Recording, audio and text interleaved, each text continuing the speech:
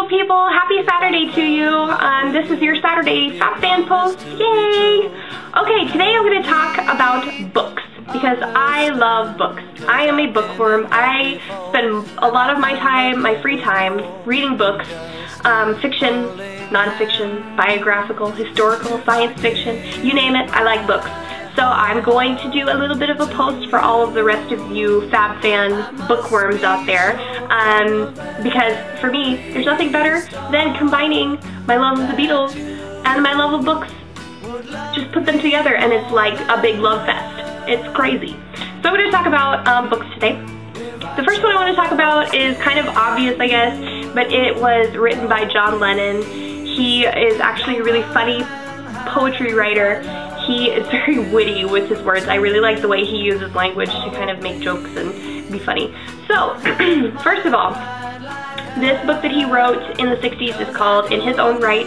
It's kind of from the mop top phase, which is my favorite out of them all. If I have to pick a Beatles era, I like the mop tops the best, which basically means sort of the really early, like, Please Please Me, A Hard Day's Night with the Beatles, that kind of stuff. So, I'm going to read you a little bit of an excerpt from each, or kind of a summary of the books from each of these books. I have not read In His Own Right yet. I'm still trying to find a copy at my bookstore. I think one of my, I think my local Barnes & Noble actually has a copy. So I'm going to go pick it up and read it. But I've read some of the excerpts from it and he is hilarious.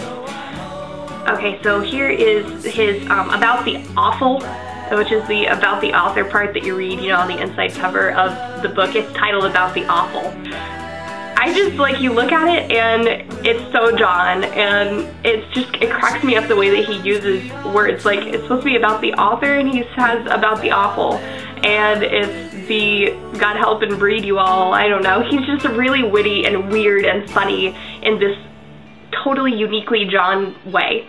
So I would recommend definitely reading this. I'm going to pick up a copy and let you know what I think.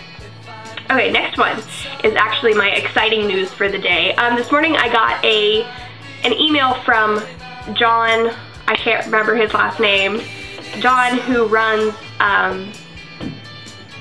boxofvision.com and who also runs 8daysAweek.com, or 8giftsaweek.com, which is what Sabrina talked about last week with the wish list for Christmas, and then you have a chance to win stuff. So I put 4 different things on my wish list on 8giftsaweek.com, and actually ended up that I got an email from John this morning saying that I had won a copy of Shoulda Been There, which is a historical fiction novel about John Lennon's life, early life, or first 21 years of life, actually, to be exact.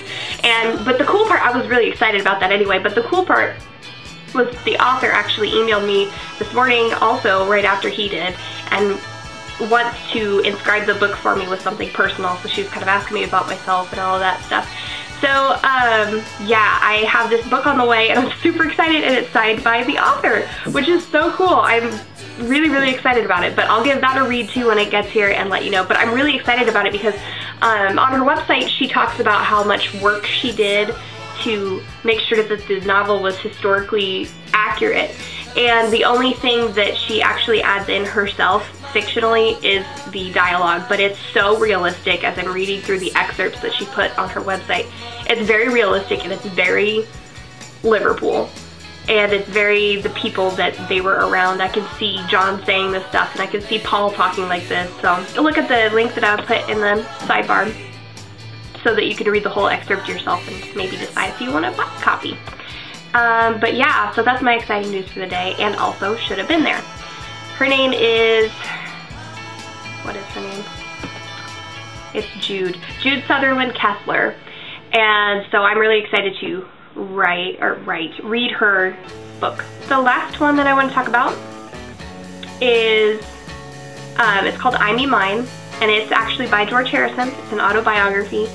I still haven't found a copy of this either, but I'm going on a book shopping spree this weekend to Barnes & Noble and Borders, and hopefully somebody will have this book But I really, really want to read this book because George is my favorite Beatle. As you all probably know, I've told you like 8 million times that George is my favorite Beatle.